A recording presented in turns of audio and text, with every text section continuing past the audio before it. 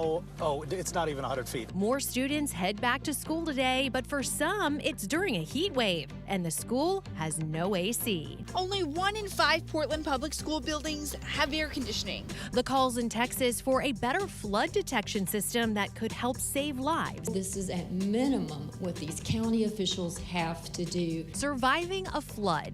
Would you know how to escape if your car filled with water? So remember the simple rule, seatbelt, window out. And 20 years after Hurricane Katrina, we'll examine a new documentary that tells the story of the storm through the eyes of the survivors. It was something that happened to these people in this particular city in ways that continue to kind of reverberate in their lives 20 years on.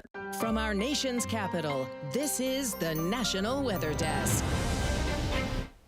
Well, good morning and welcome to the National Weather Desk. I'm meteorologist Eileen Whalen. Well, a massive dust storm rolled into Arizona on Monday. Known as a Haboob, the wall of dust swallowed portions of Phoenix. Visibility was reduced to near zero in some places, forcing Phoenix Sky Harbor Airport to issue a ground stop.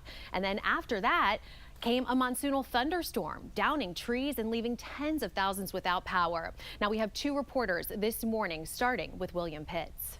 The storm rolled in from the south, heading up from Casa Grande. We posted up on Riggs Road and waited. In the distance, the cloud started to swallow landmarks.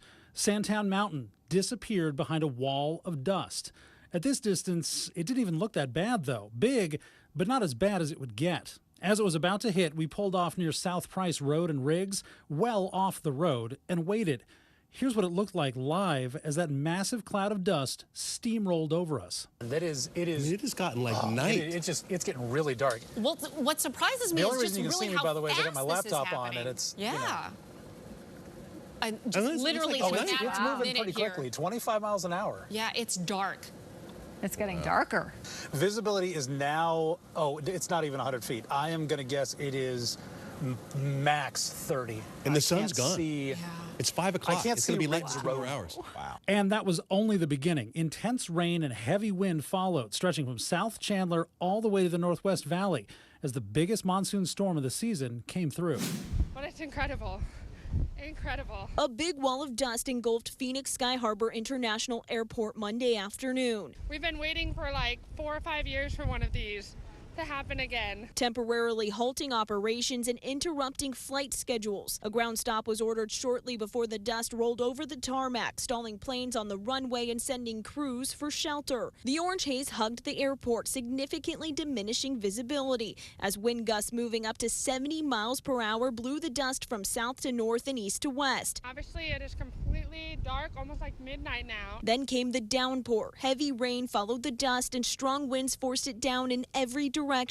Great flight, some lightning, and everything was wonderful. During it all, planes headed for Phoenix were diverted to neighboring states, including California, Nevada, and Texas. He was ready to land, and then he said, wait, we're being diverted back to Vegas. The ground stop was lifted just before 6:30, but both arrivals and departures faced significant delays. Well, I've been waiting about 4 hours. As thunderstorms moved across the state. Her flight has been delayed by about 3 hours, I guess. I don't even know if she's actually left Vegas yet. But passengers and loved ones still waiting are just thankful everyone's getting where they're going safely. I was praying all the way up here. I'm just like, oh gosh, just give them safe travel. You know, it's worth the wait, I guess, safety first. Well, the storm also caused big problems at the Burning Man Festival in the Nevada desert. And you can see in this video as festival goers tried to hold their tents in place as the strong winds blew through, but most were not successful. Once the storm passed, there was a 6 to 8 mile backup of people trying to enter the festival grounds. And Nevada could see more thunderstorms later today. That's why the National Weather Service issued a flash flood watch through tonight. Now, the greatest risk is in Reno and areas with burn scars from fires. The area is still seeing a series of waves of monsoonal moisture. And in the desert, it doesn't take much rainfall to trigger flooding. Mountains are a very common location. We know that we can get convergence or storms that come together and then rise along our Washoe Zephyr, those afternoon winds that we see. But in terms of liquid totals, certain places may see ½ inch or an inch of liquid, while 10 miles away might be completely dry. Well, in the Pacific Northwest, the weather story continues to be about the heat. 7 million people in Washington state and Oregon are under heat alerts today. And this also happens to be the first day of school in many districts, including Portland, where most schools don't have air conditioning. Shelby Slaughter says the district is taking precautions. Students bringing the heat with them as they return back to the classroom, as Tuesday's back-to-school temperature comes with some extreme heat. Only 1 in 5 Portland public school buildings have air conditioning. And with kids being back to school, one place they'll likely be is right here on the playground. So we decided to come to Buckman Elementary School to check the temperature and see just how hot it'll be. So the monkey bars, we're clocking at about 112 degrees. And for this bridge also here on the playground, it's at 122 degrees. Concrete is 112 degrees. Wood chips, 116. A spokesperson with Portland Public Schools tells me a couple of things they may do is moving activities inside or into the coolest parts of the building, as well as partnering with the National Weather Service and county to track any potentially dangerous trends. Governor Tina Kotek also speaking out about the heat on Monday, responding to nearly 1 in 5 PPS buildings having air conditioning. I do think, for example, Portland Public Schools will be getting some of the Portland Clean Energy Fund money to upgrade air conditioning and things like that in our schools. Unfortunately, that is where our districts have to go. The state has a program where we can match local dollars to help on these types of capital improvements. And I think as the weather changes with climate change, districts are going to have to do more of that. Well, more than 2,000 firefighters are gaining ground on the fire burning in California's wine country. The Picket Fire is now 15% contained. It's already charged 6,800 acres in rural portions of Napa Valley, but it hasn't grown in the last 24 hours.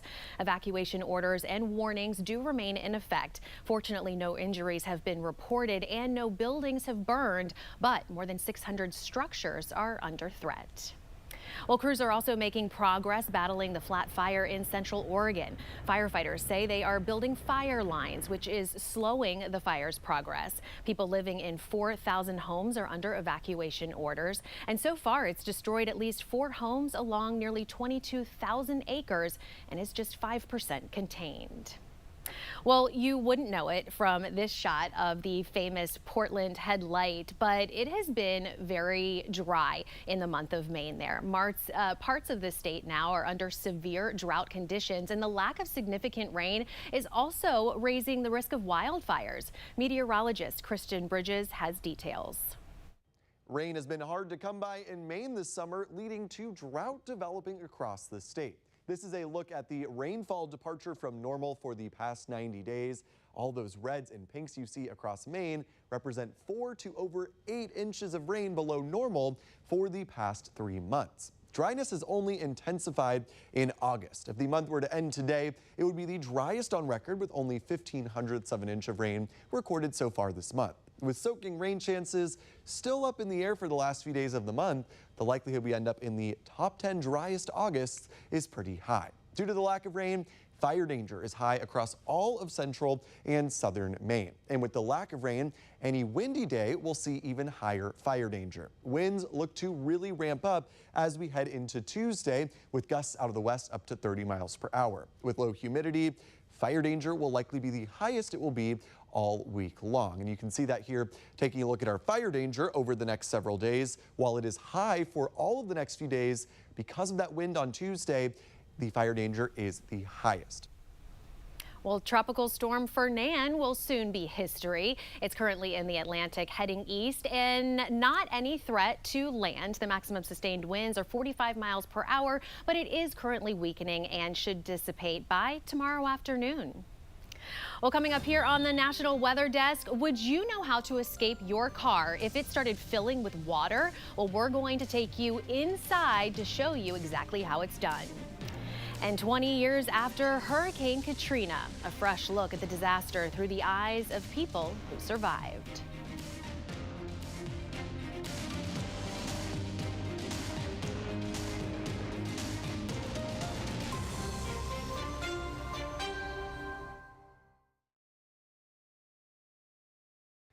I'm meteorologist Charlie Lopresti with Look at the Northeast. We have a nice day on tap in the Northeast. Today, temps will rebound back into the 70s to near 80 degrees with low humidity.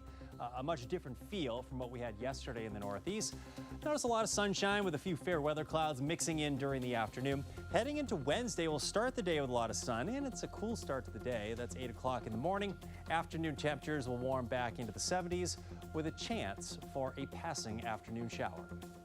I'm Chief Meteorologist Gerard Jabali. Here's a look at the Mid-Atlantic region. Nice weather continuing to go through the entire area as we move into Tuesday and Wednesday. Your afternoon, some scattered clouds, mostly dry, maybe a few drops at worst here, but you can consider it to be mostly sunny and even more sunshine to come on Wednesday. We have high pressure settling in, which means not much rain to speak of. In fact, no chance coming for several days. Highs will be in the upper 70s to low 80s, both Tuesday afternoon and Wednesday.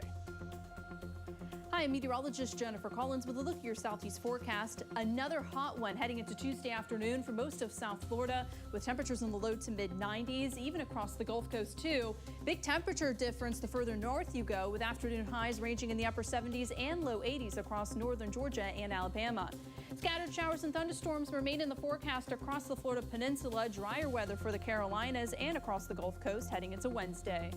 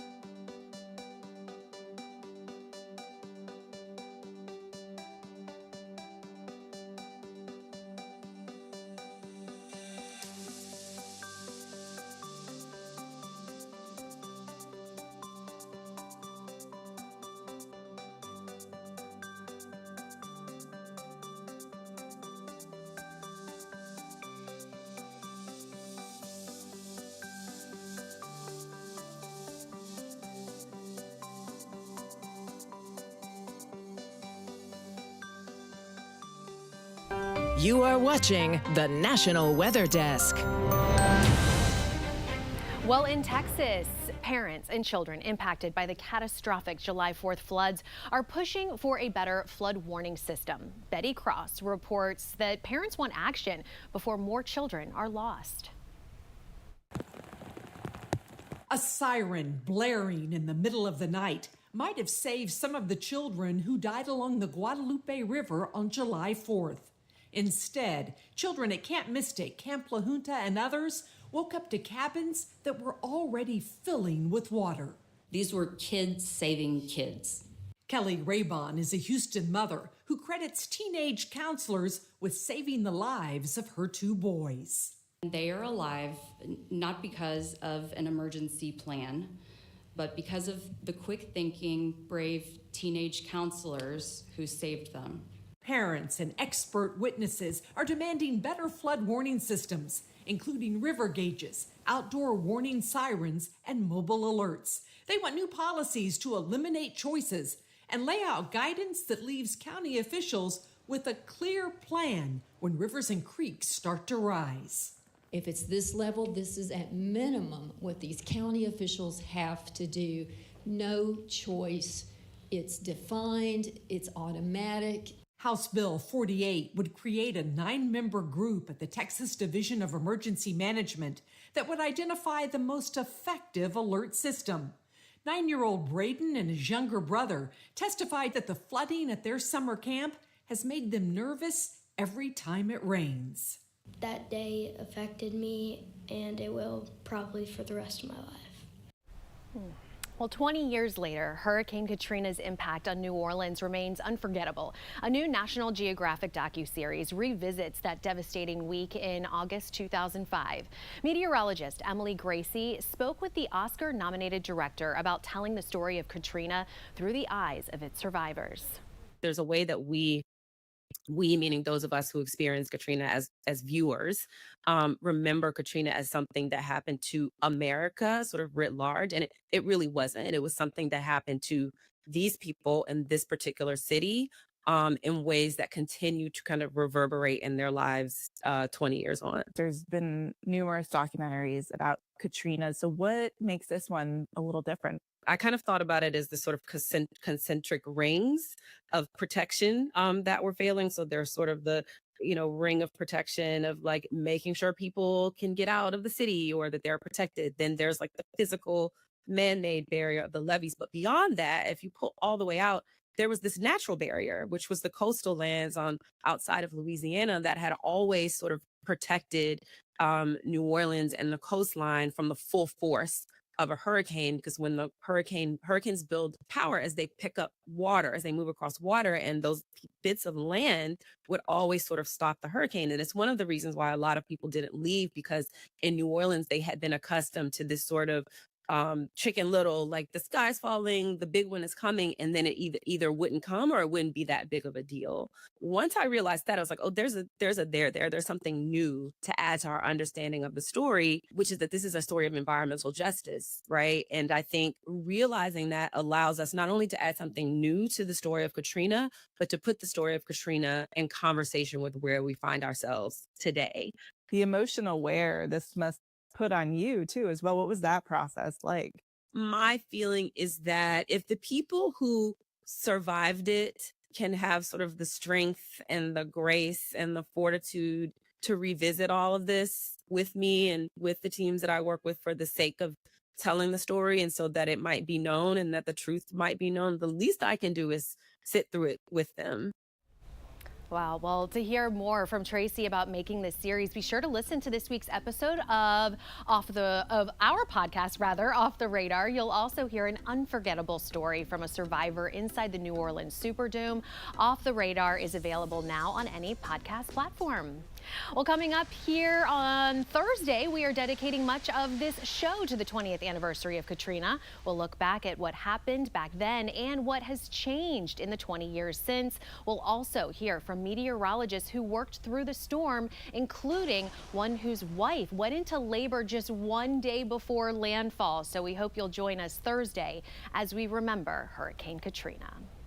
Well, when heavy rain falls, flash flooding can turn roads into rivers, trapping unsuspecting drivers in their cars in a matter of seconds. Meteorologist Veronica Johnson teamed up with safety experts to demonstrate exactly what to do if you're caught inside a car during a flood. Flash floods can turn your car into a trap in seconds.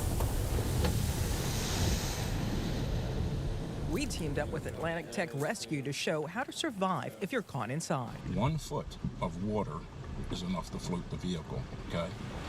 And add moving water to that, and then it can be swept away. The pressure makes doors almost impossible to open. So remember the simple rule, seatbelt, window out, right? So you may have to, yes. Window out. So in this case, you may have to break the window. If one window won't open, try another. Sitting on the windowsill, Michael is telling me to put 1 foot on the armrest, hoist my body onto the top of the vehicle, and get as low as I possibly can, and wait for the rescue team to come. In shallower water, rescuers may form a wedge, pushing against the car to deflect water so they can open a door. They form a triangle or a wedge. And what they're doing is that helps them deflect the water around them. Now then, make your move over. And that enables them to open that door. But the safest move is never driving into flooded waters. People would just heed the warning and not be in a rush, right? We would decrease our call volume and everybody would go home safely. Seatbelt, window out. And if the water is rising, get on the roof and wait for help. Better yet, don't drive into floodwaters at all. Well, administrators in the Tahoe National Forest are stepping up restrictions for campers and area visitors. Many people are asking why now and what are the changes? Will Payne spoke with officials to find out. Speaking with Truckee Ranger District Division Chief Joe Griffin, he said the persisting dry and windy weather had fire officials calling the change. Visitors are barred from building a fire or using one unless camping in a site maintained by a host. They're also prohibited from smoking unless in an enclosed vehicle, building, host-maintained site, or stopped in an area clear at least 3 feet in diameter of flammable material. Visitors cannot weld or operate any torch with an open flame on forest grounds. This is a step up from the lighter Stage 1 restrictions, which were implemented back in late June. The third and final stage can be introduced if area officials deem it necessary, as any campfires would be prohibited within the forest. Griffin emphasized why it's so important for those visiting the area to now camp with oversight. We have camp hosts in there who are usually paid or volunteer. People who come up and stay in the campground all summer, they help keep it clean. They take in the fees. With them there, they're an extra set of eyes. So if there is a campfire that gets left by a camper, they can get it put out. The division chief reminds all campers to remember to drown, stir, and to feel out a blaze to limit the potential of any spread, and to also never leave any blaze unmonitored. Well, time now for a short break, but first we take to the skies over Frankfort, Michigan.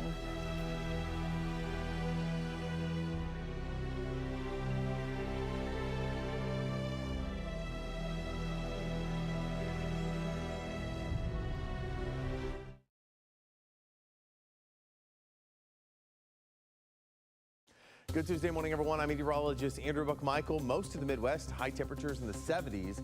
The exception being out there in the Dakotas, trying to get into the lower 80s for the day today. But a lot of the Midwest staying dry and mild. Tomorrow, a lot of it warms up a little bit more, but a little cooler in Wichita with some of that rain kicking its way through across the southwest part of the Midwest.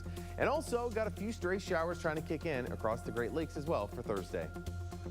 Good morning, I'm meteorologist Alex Garcia. Here's a look at your regional weather. Rain, cool temperatures all the way from Oklahoma back over into North Texas. We're going to be watching a weak front. That'll be right across the region today. That will be the spark for rain from Oklahoma back into Arkansas and Louisiana, also down towards south central Texas as well. Temperatures are going to be hot and humid. I'm meteorologist Alex Garcia, and that's a look at your regional weather. I'm George Waldenberger with your forecast for the western United States, and the heat is still an issue. North California, Oregon, into Seattle. Meanwhile, air quality, downwind wildfire suffering Idaho into Wyoming. And we have a whole slug of monsoonal moisture all the way to the Pacific Northwest, flooding a possibility parts of Colorado, New Mexico, even blowing dust with any storms in Arizona. That's the scene from out here.